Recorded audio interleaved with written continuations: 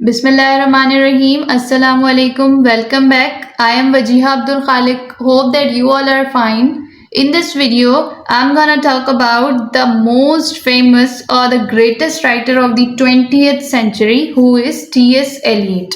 आज की वीडियो में हम बात करने वाले हैं मोस्ट फेमस पोइट और the greatest poet of the modern age, क्योंकि 20th सेंचुरी को ही हम मॉडर्न एज कहते हैं। टी.एस. एलियट के बारे में आज की वीडियो होने वाली है, तो स्टार्ट करते हैं। T S. Eliot 26 of September 1888 Saint Louis Missouri US में पैदा हुए। सेंट लुइस एक जगह का नाम है यूएस यानी कि अमेरिका में। 26 ऑफ सितंबर को 1888 में ये पैदा हुए। 20th सेंचुरी के ग्रेटेस्ट पोइट माने जाते हैं। इनके वर्क्स को एपिक माना जाता है इन इंग्लिश लिटरेचर, और 20th सेंचुरी को ही हम मॉडर्न एज कहते हैं। T S. Eliot greatest poet, playwright, critic और एडिटर थे। इसके अलावा इन्होंने सस्टेन करने के लिए कुछ वक्तों में कभी बैंक क्लर्क का काम किया और एज अ टीचर भी इन्होंने काम किया था। इन्होंने अपने लाइफ टाइम में 2 वॉर्स देखी हैं, 1914 से लेकर 1918 की वॉर जो कि फर्स्ट वर्ल्ड वॉर थी, और 1939 से लेके 1945 की वॉर जो कि सेकेंड वर्ल्ड वॉर थी। तो इस वजह से आप समझ सकते हैं कि उनकी ज़िंदगी में कैसे कैसे हालात गुजरे होंगे, इसलिए उन्होंने इस तरह के प्रोफेशंस को टेम्पररीली अपनाया था, जैसे कि बैंकिंग या फिर टीचिंग। टी.एस. एलियट के फादर का नाम था हेनरी वेयर एलियट, जो कि एक कामयाब बिजनेसमैन थे। He was also the president of hydraulic press brick company. US की एक कंपनी थी, उसके वो प्रेसिडेंट थे। टी.एस. एलियट की मदर का नाम था शार्लेट चैम्प स्टर्न्स, जो कि बाय प्रोफेशन एक टीचर थी। वो पोइट्री भी करती थी and she was also an active social worker at the humanity club. T S. Eliot यानी कि जो टी.एस. लिखा हुआ है, इसकी फुल फॉर्म क्या है? Thomas Stearns Eliot. T S. Eliot के सिबलिंग्स की बात करें तो there were 7 siblings and T S. Eliot was the youngest of all, मतलब कि उन सब में सबसे छोटे थे T S. Eliot. Now if we talk about his education, तो उन्होंने बहुत सारी जगहों से, बहुत सारी यूनिवर्सिटीज से पढ़ा था, जिनमें सबसे पहले आती है स्मिथ एकेडमी, जो कि उनके ग्रैंडफादर ने ही बनाई थी। यहाँ पर उन्होंने 1898 से 1905 तक पढ़ा था और इन्होंने बहुत सी लैंग्वेजेस सीखी, जैसे कि Latin, Greek, French and German. Latin में वो इतने ज़्यादा अच्छे थे कि 1900 में इस एकेडमी में उन्हें अवार्ड दिया गया था।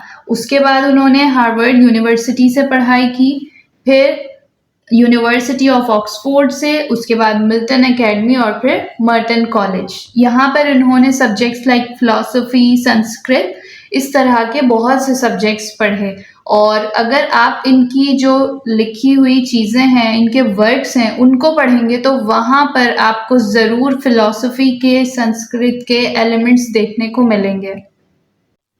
अब बात करते हैं टी.एस. एलियट की मैरिजेस के बारे में। जी हाँ, मैरिजेस यानी कि इनकी जो है वो 2 शादियाँ हुई थी। सबसे पहले इन्होंने लंदन में विवियन हेवुड से शादी की थी 1915 में, but due to mental illness of his wife in 1933 वो जो है सेपरेट हो गए थे, उनकी ये शादी नहीं चल सकी। उसके बाद उन्होंने 1957 में वेलेरी फ्लेचर से शादी की and they remain together till his death in 1965।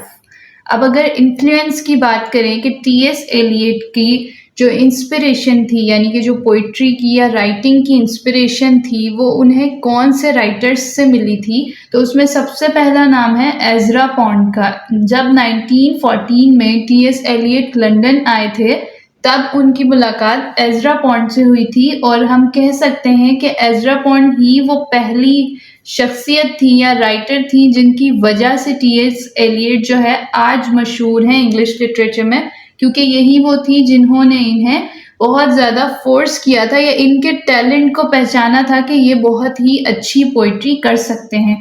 उसके अलावा मेटाफिजिकल पोइट्स का बहुत ज़्यादा इन्फ्लुएंस है इनकी राइटिंग पर। और 3rd नंबर पे आते हैं दांते एलिग्री, जो कि किसी भी इंट्रोडक्शन के मोहताज नहीं है।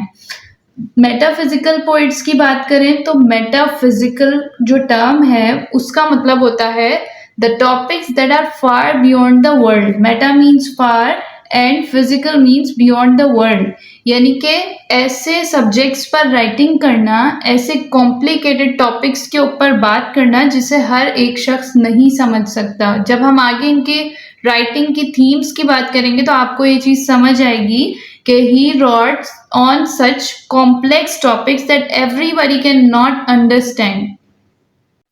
अब बात करते हैं टीएस एलियट के वर्क्स की। जैसा कि हमने स्टार्टिंग में डिस्कस किया कि वो एक फेमस प्ले राइट भी थे, पोइट भी थे, प्रोज राइटर भी थे। तो अब वन बाय वन उनकी राइटिंग्स को डिस्कस करते हैं। सबसे पहले 1905 में बहुत ही छोटी एज में उन्होंने शॉर्ट स्टोरीज लिखी, जैसे कि birds of prey, tale of well, the man who was king, ये इनकी शॉर्ट स्टोरीज थी। उसके बाद अगर इनकी पोम्स की बात करें तो इनकी पोम्स बहुत बहुत ज़्यादा फेमस हैं आज भी इंग्लिश लिटरेचर में। The love song of J Alfred Prufrock इन्होंने 1917 में लिखी थी। उसके बाद है द प्रेल्यूड, ये भी बहुत ज़्यादा फेमस है। और the most famous poem of his all works is the Waste Land that was written in 1922।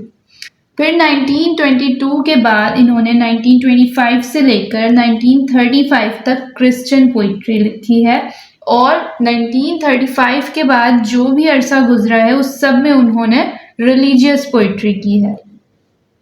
Now let's discuss T S Eliot as a playwright. So he was a verse dramatist. Verse dramatist का मतलब होता है, ये जो verse आप लिखा हुआ देख रहे हैं इसका मतलब होता है किसी भी चीज़ को पोइट्री की फॉर्म में किसी लाइन को लिखा जाता है तो उसे वर्स कहते हैं। यानी कि ये एक ऐसे प्ले राइट थे जो कि ड्रामा को भी पोइट्री की फॉर्म में लिखते थे।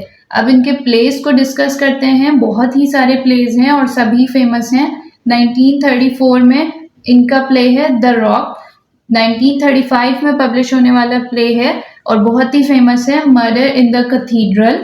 उसके बाद 1939 में द फैमिली रीयूनियन, और इसके अलावा the cocktail party, the confidential clerk, the last one is the Elder statesman. ये सारे इनके प्लेस हैं जो कि बहुत ही ज़्यादा फेमस हैं। टीएस एलियट की अचीवमेंट्स की बात करें तो 1948 में किंग जॉर्ज द सिक्स्थ ने इन्हें लिटरेचर में नोबेल प्राइज़ दिया। उसके अलावा इनका जो प्ले है द कॉकटेल पार्टी, उसको बेस्ट प्ले का भी अवार्ड मिल चुका है।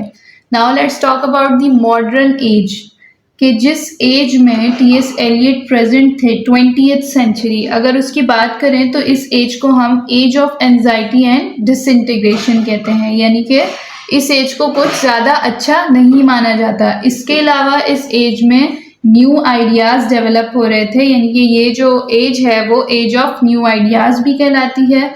एल्बर्ट आइंस्टाइन ने इसी एज में दुनिया को बताया थ्योरी ऑफ रिलेटिविटी के बारे में। फिर प्रिंटिंग प्रेस की बात करें तो प्रिंटिंग प्रेस इस एज में बहुत ज़्यादा डेवलप हुई, और फिर क्या हुआ कि क्वांटिटी पे फोकस किया जाने लगा देन क्वालिटी। पहले quality was more focused than quantity. फिर अगर हम बात करें कि इस एरा की 20th सेंचुरी की जो सारे हालात, इसका लिटरेचर के ऊपर क्या असर पड़ा वो सब कुछ, तो हम द वेस्टलैंड जब टीएस एलियट के वर्क को पढ़ते हैं तो उसमें हमें इस एरा के सारे हालात के बारे में पता चलेगा। टीएस एलियट जो है वो लंदन को एक अनरियल सिटी कहते थे।